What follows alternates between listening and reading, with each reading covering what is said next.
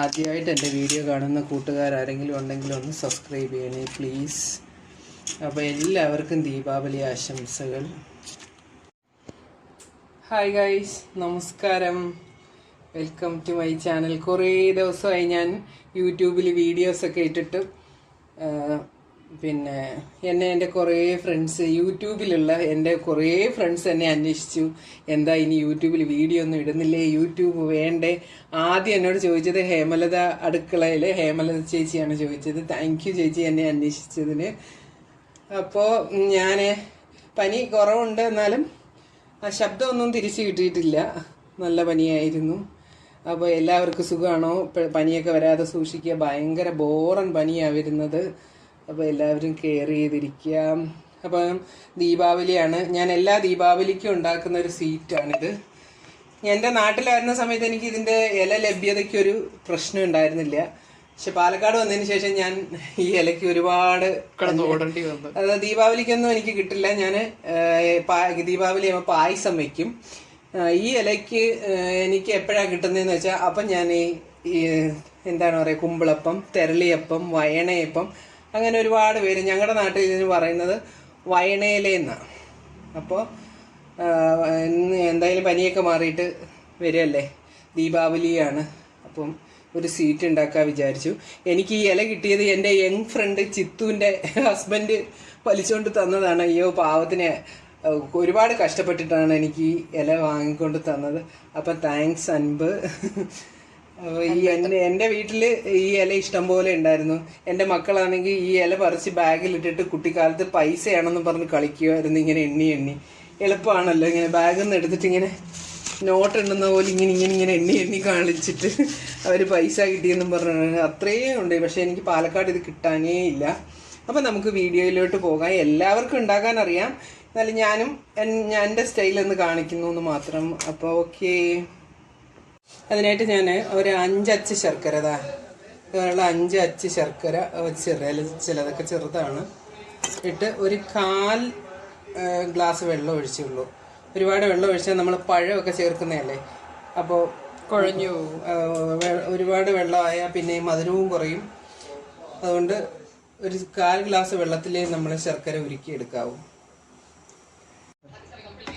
നമ്മളത് അരിച്ചെടുത്തു.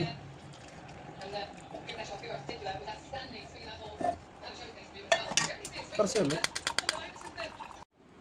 1/2 കിലോ അരിപ്പൊടിയാണ്. അരിപ്പൊടിയും ഗോതമ്പ് പൊടിയും വെച്ചിട്ട് ചെയ്യാം. ഗോതമ്പ് പൊടിയാണ് എനിക്ക് കൂടുതൽ ഇഷ്ടം. എൻ്റെ അടുത്ത് ഇപ്പോൾ ഗോതമ്പ് പൊടി ഇല്ലാത്തതുകൊണ്ടാണ് ഞാനിത് അരിപ്പൊടി എടുത്തത്. അരിപ്പൊടിയും ഗോതമ്പ് പൊടിയും നല്ലതാണ്. അപ്പോൾ ഇത് 1/2 കിലോ പൗഡറുണ്ട്. അതിനകത്തോട്ട് നമുക്ക്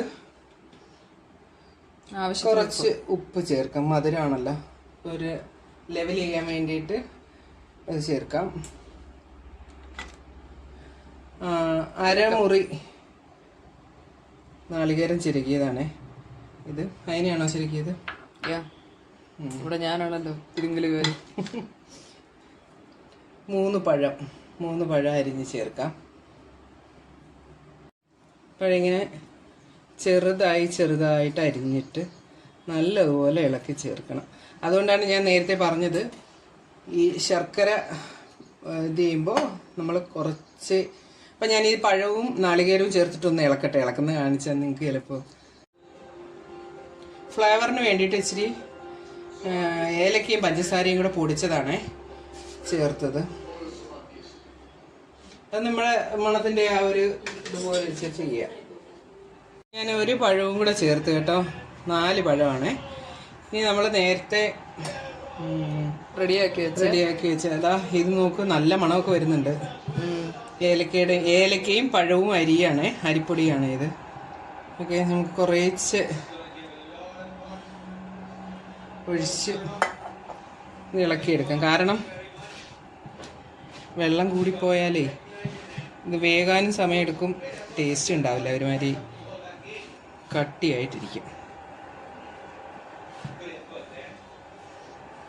ഇപ്പം നമ്മൾ കുറച്ച് വെള്ളത്തിലാണല്ലോ ഇത് ചെയ്തെടുത്തത്. അപ്പം എന്താണെന്ന് വെച്ചാൽ ഇനി നമുക്കിത് തികഞ്ഞില്ലെങ്കിൽ നമുക്ക് കുറച്ച് വെള്ളവും കൂടെ ചേർക്കാം. മധുരത്തിൻ്റെ ഒരു പ്രശ്നം അന്നേരം വരുന്നില്ല. ഈ വയണയില ഞാൻ പായസത്തിലും ചേർക്കും. നല്ല മണമാണ് പായസത്തിന്. ദീപാവലിയുടെ അന്ന് ഉണ്ടാക്കുന്ന പായസത്തിൽ ഞാൻ എപ്പോഴും ഈ വയണയില ചേർക്കും. എൻ്റെ അച്ഛനൊരു മിലിറ്ററി മാനാണ്. അച്ഛൻ നാട്ടിൽ ലീവിനുള്ളപ്പോഴൊക്കെ ഈ ദീപാവലിക്ക് ഈ വയണയപ്പം ഉണ്ടാക്കുമായിരുന്നു. എൻ്റെ കുഞ്ഞുനാളിലെ ഓർമ്മകളിൽ ഈ വയണയപ്പം ഉണ്ട്. അച്ഛൻ വലിയ ഒരു കലത്തിനകത്ത് മുറ്റത്ത് അടുപ്പൊക്കെ വെച്ചിട്ട് ഈ തെങ്ങിൻ്റെ പട്ട, ഞങ്ങളുടെ അവിടെ ക്ലാഞ്ഞിലെന്നൊക്കെ പറയും, ഇവിടെ എന്താ പറയുന്നത്, അതിൽ ആ സംഭവമൊക്കെ വെച്ചിട്ട് അതിനകത്തേക്ക് ഇങ്ങനെ നിറച്ചുണ്ടാക്കും. നമ്മൾ ആ വെള്ളം ഒന്നും ചേർക്കേണ്ടി വന്നില്ല. ശർക്കരയുടെ പാനി വെച്ച് തന്നെ ഇങ്ങനെ കുഴച്ചാക്കി. ഇനി ഈ ഇല കുമ്പിള് കുത്തണം. കാണിച്ചു തരാം, എല്ലാവർക്കും അറിയായിരിക്കും. ഓക്കെ, ഇനി കുമ്പിള് കുത്തുന്നത് ഇങ്ങനെ എടുത്ത് ഇങ്ങനെ ആക്കി. എല്ലാവർക്കും അറിയാം. മനോജ് കാണിക്കുന്നത് എളുപ്പമാടാ. യോ, നല്ല ഈർക്കലായിരിക്കണം കേട്ടതാ. ഇങ്ങനെ അടിയിലോട്ടൊന്നും പോവില്ല, അടിയിൽ കടന്നിരിക്കുകയാണ്. ഇങ്ങനെ നമ്മൾ ഇതെല്ലാം കുമ്പിള് കുത്തിയിട്ട് ലാസ്റ്റ് ഇതിലേക്ക് നിറയ്ക്കും. കാണിക്കാവേ.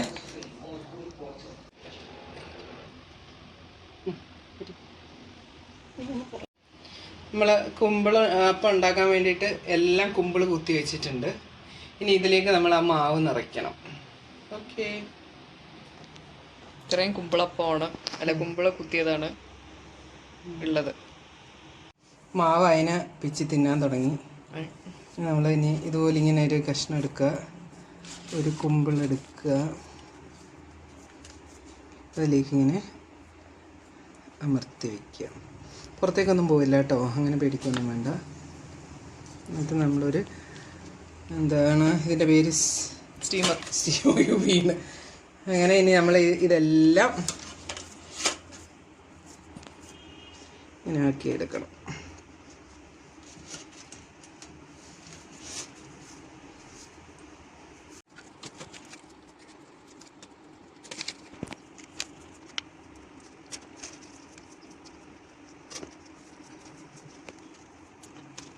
നമ്മുടെ കുമ്പിളപ്പം എല്ലാം ഇങ്ങനെ ചെയ്ത് വെച്ചു.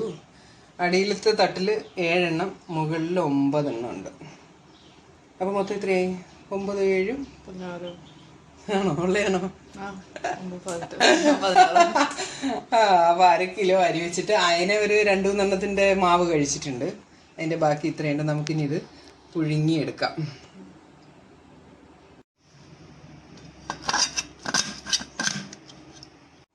അരമണിക്കൂർ വേവിച്ച് നമുക്കിനി തുറന്ന് നോക്കാം. നല്ല മണമുണ്ട്, ഭയങ്കര മണം. തിളയ്ക്കുമ്പോഴേ ആ ഇലയുടെ അതാണ്. നമുക്കിത് വാഴയിലയിൽ വേണമെങ്കിലും ഉണ്ടാക്കാം, പക്ഷെ ഈ വയണയിലയിൽ ഉണ്ടാക്കുമ്പോൾ ഉണ്ടാകുന്ന ആ ഒരു പ്രത്യേകത ഉണ്ടല്ലോ, അതാണ് അതിൻ്റെ ഒരു ടേസ്റ്റ്. ഒന്ന് നോക്കാം. നല്ല സോഫ്റ്റ് ആയിട്ടുണ്ടാവും.